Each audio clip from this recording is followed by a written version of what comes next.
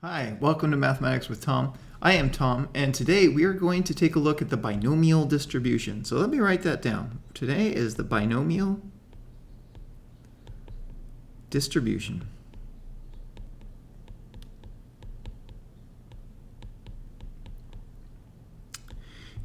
And a binomial distribution is actually something that we encounter regularly, even in life and in probability.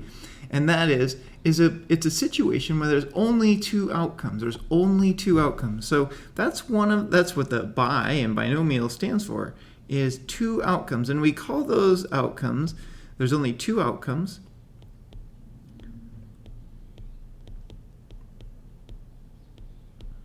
And we label them success. We use the letter P, or failure. Sounds kind of harsh. Failure, and that's represented by Q.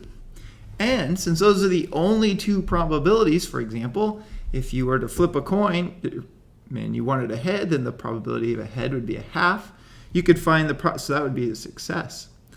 And so the probability of a failure would be 1 minus that. And so we say that P plus Q has to equal 1, because those are the only two outcomes. And oftentimes, if we subtract P, we often write that Q is equal to 1 minus P. Okay.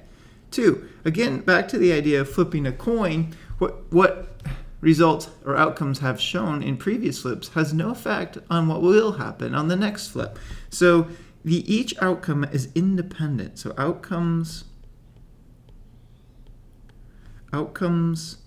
are independent.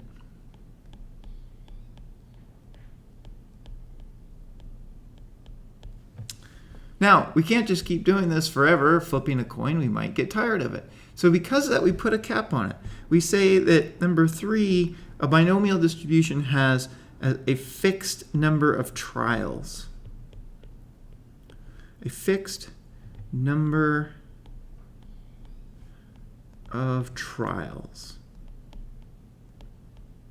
So a trial, and the number of trials, and the number of trials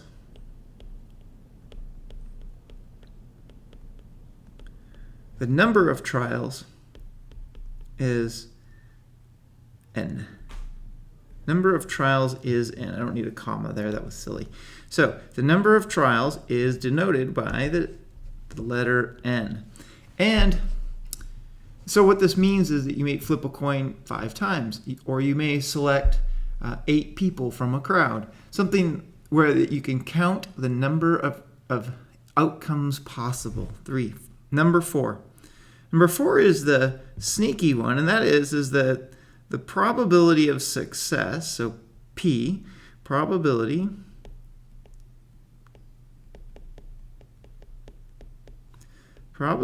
of success remains the same for each trial.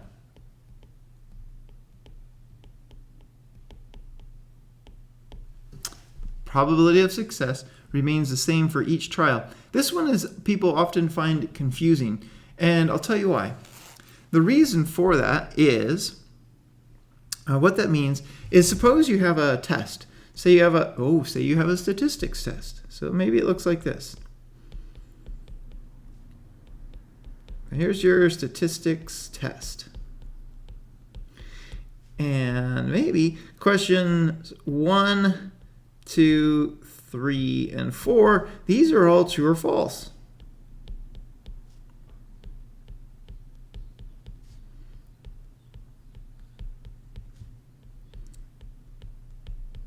Okay, well, the probability of guessing each one of those correct is the same. So here, in this case here, P is 1/2. It stayed the same. Now, if that was the entire test, that test would be a binomial experiment. But let's just say there was question number 5. There's question number 5. And on question number 5, it said something like, instead of true or false, it was a multiple choice question, which you might think multiple choice How many options? Well, there's A, B, C, or D. Well, let's just say that C is the correct answer. Now, is question 5 a success or failure question? Well, if you answered A, that would be incorrect. If you answered B, that would also be incorrect. If you answered C, that would be correct. And if you answered D, it would be incorrect. So notice we've distilled number 5 down to either incorrect, which would be a failure, or correct, which would be a success. So number 5, a multiple choice test, could also be a binomial experiment. But when you combine the two, notice the probability now for question number 5, the probability of success here is 1/4. So our statistics test now violates rule number 4 and would no longer be considered a binomial experiment. Okay, well, to illustrate a binomial experiment, I think, this is my humble opinion, I actually think that one of the most interesting applications is that of a multiple choice test. So let's take a look at how in the world a multiple choice test is a binomial experiment. Well, we kind of have, but let's take a look. So here's what we're going to do. We're going to write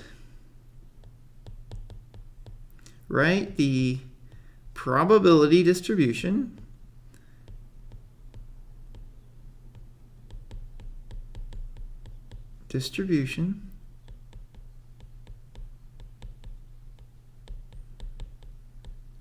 of a multiple choice test, so M multiple choice test, a multiple choice test that has 4 questions. That has, actually, you know what? Let's just be bold. How about 5? Well, 4 is quite a few. Let's try 4. That has 4 questions.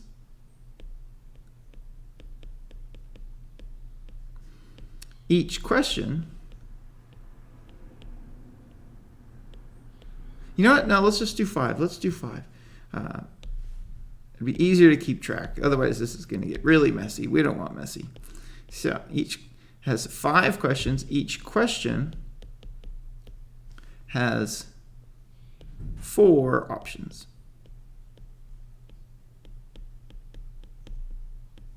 4 options, of which only 1 is correct. So of which, we want that in there, of which only 1 is correct. Okay, so I just told you that since these are all, there's 5 questions, they're all multiple choice, each one has the same number of options. Well, for example, what we had above, question number 1 could have A, it could have a B, it could have C, and it could have D. And we'll just again assume that only C is correct. So if I answer, let's think about this. Let's think about this. The probability of guessing C is 1/4. Now, the probability of guessing either A, B, or D, well, those are failures because you'd be wrong. The question would be marked wrong. Yes, and we don't want that. So that is Q.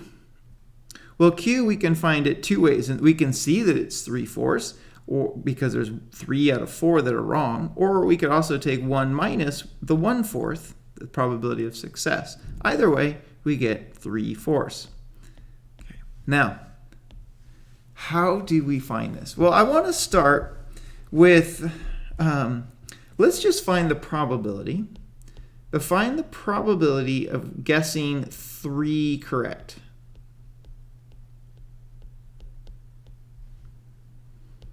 Okay, here's how we're going to do this. To start with, we already have the techniques to solve this problem. We're just going to take it a step further today to see a pattern.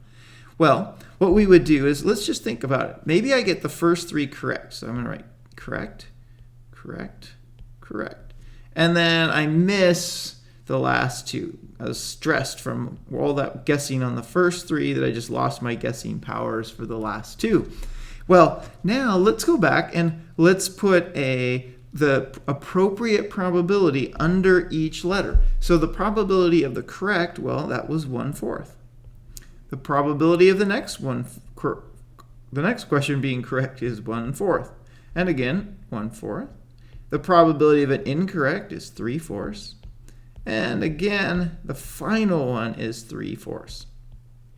Now, is this the probability of getting 3 correct? The answer is no. And why is that? It's because you may have gotten the first 2 incorrect and then gotten warmed up and guessed well on the next 3. Or you may have gotten a correct one and an incorrect one, a correct one and an incorrect one, and then a correct one. In other words, take a look at what we have here. These letters, C, C, C, I, I, those are a math word or mathematical word.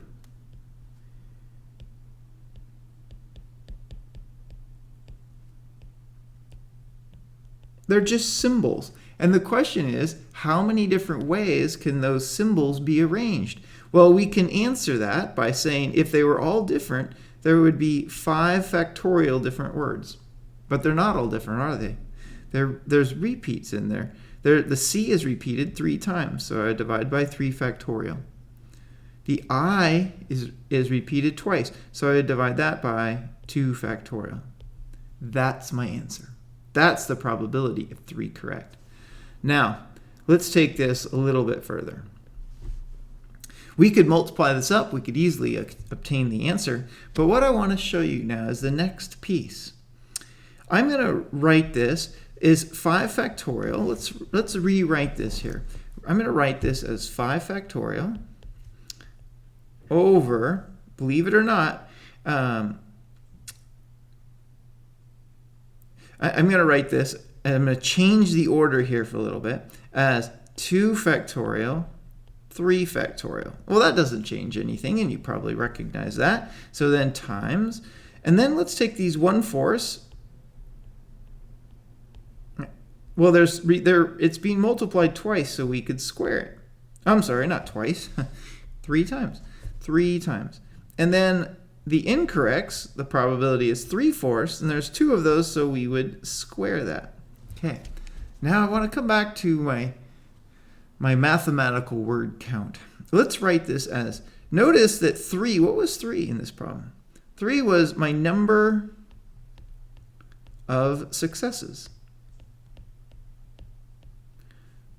And we said that the order doesn't matter, but we had a very specific operation, or function actually, that dealt with counting when the order didn't matter. So wait a minute.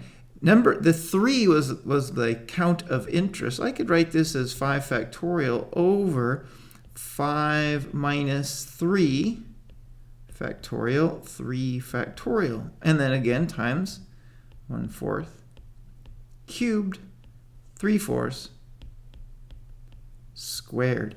Well, what is this? This leading term, this is 5, choose 3 times, and then we have 1/4 squared times 3/4, cubed times 3/4 squared. And there it is. So notice this, a few things. The number of successes down here, 3, is also this 3 up here. Those match. Well, to get to the 2, look at what I did. I just took the total trials, 5, and I subtracted the number of successes. This is the same as 5 minus 3. So here's what we do. We say let, in general, this is in general, so let me qualify that. In general, we say let x be the number of successes. Actually, I'm going to write that in just a moment. I'm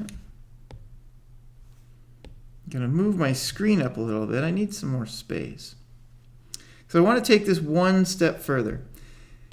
This binomial function is so well understood and so well used that you can actually get this from your calculator by using binom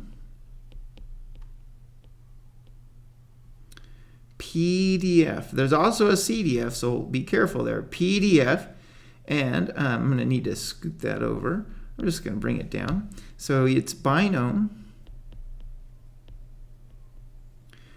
PDF, and it enters into your calculator if you have a TI-83 or a TI-84 as the number of trials, that's 5, comma, the probability of success, well, that's 1/4, comma, the number of successes, 3. So it goes in that order. So you could say, let me write that again. It's so binom PDF. It's n, and we already said what n was up above. That was the number of trials.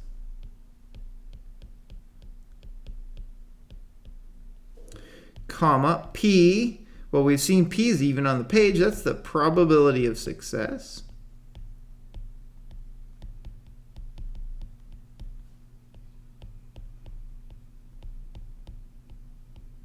And then x. And x, we just said this is number of successes. Number of successes. Wow. So now we can always find the binomial experiment by writing the word, and one possible outcome, writing the word, writing the probabilities, like we did up here. So using this technique, or now if we recognize that in fact it is a binomial experiment, we could use our calculators and we could do it this way. So I'm going to take you to my calculator screen, so hold on, here we go. And I'm going to use this one. This is it's on my iPad, but really what it is it's just like it looks like a TI-84. So I want to show you how we would do this. So what you do is, to access this, is we're going to use this distribution. So we're going to tap the second button, the yellow second button, and then there it says VARS right above it in yellow. It says DISTR. So press that, and then you're going to look through this list until you find binom PDF, and I see it right down just below the middle of the screen. So I'm going to tap it, and it's going to take me back to my screen. So in this case, I would go 5. Then you have to put the comma in yourself, comma, the probability of success, that's 1 divided by 4, comma, and then the number of successes, well, we were looking at 3 successes, and then we press enter. What do we get? Oh, we get this small little decimal, 0.087, we'd round to 9. And just by the way, usually probabilities we stop the rounding after 4 decimals. That's the general etiquette, to round to 4 decimal places. And if you wanted to convert that to a fraction, you could press the button here on the left in the middle where it says math. So I'm going to press math, and then the very first option says frac. So I'm going to press frac. And what it's going to do is it's going to convert that into my appropriate fraction. So I'm going to press enter, and there it is. It's 45 out of 512. So let's write that. So the probability that we just found is equal to 45 out of 512. That's the probability of just guessing 3 correct. Okay, so what we would do to build our probability distribution is we would have x, where x is, remember, the number of successes.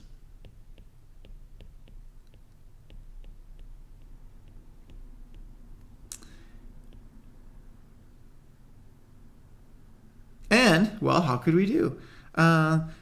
Number of successes. Well, we could, you know, let's be optimistic. We might get all 5 correct. Probably not, but we might. We might get only 4 correct, 3 correct, 2 correct, 1 correct, and it is even possible to get none of those correct.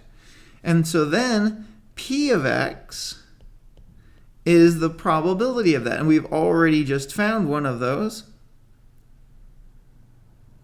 We said that the probability of 3 successes is 45 of 512. And now, as an exercise, and as part of our homework, is to continue and finish out this probability distribution. Finish it out and see what you get. And then, but there's something else I'd like to show you. And that is notice this. If I got a score of 3 out of 5, so let's see, scores. Let's take a look. So let's say I got a score of 3 out of 5. Well, that's only a 60%. That's not passing. Clearly, then a lower score wouldn't be passing. Well, what if I got a score of 4 out of 5? What would that be? That would be 80%. Well, that would pass. So in other words, let's do this. Let's find probability of not passing.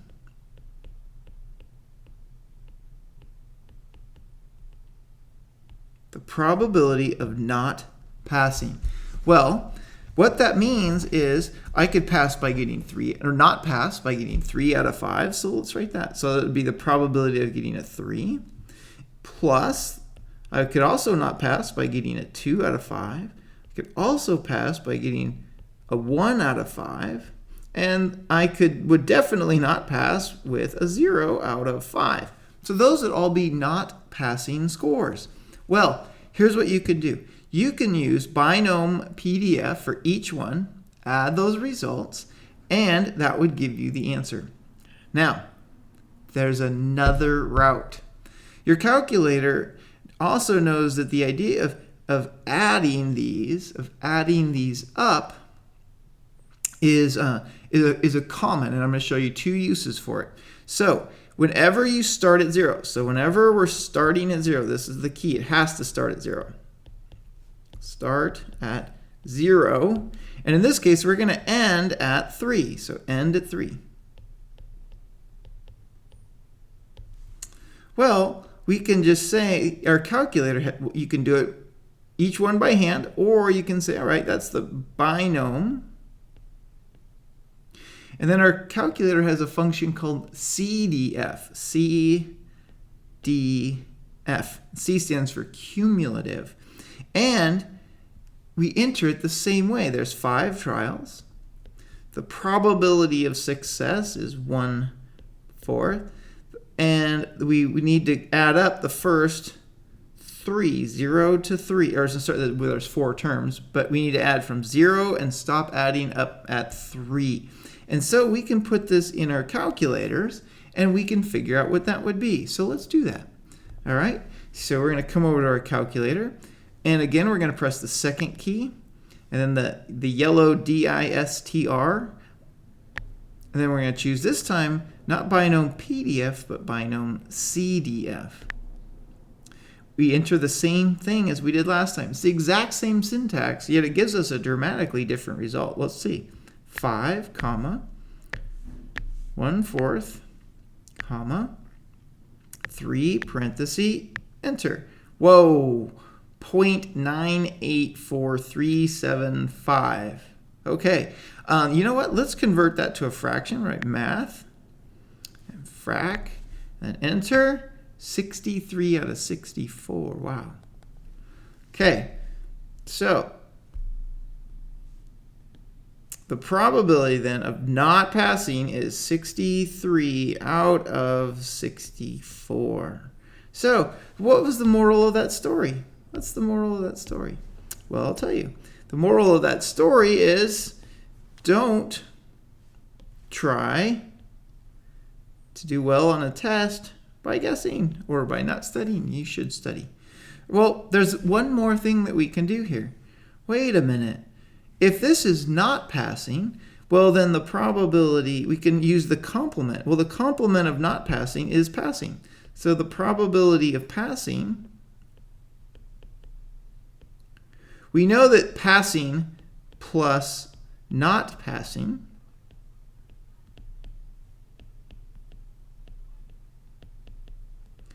well, that's all the possible outcomes. That's just one.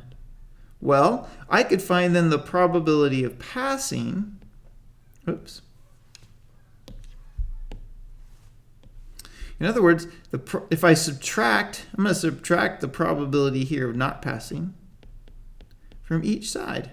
It's just a term. We can do that. So I'm going to subtract it over here.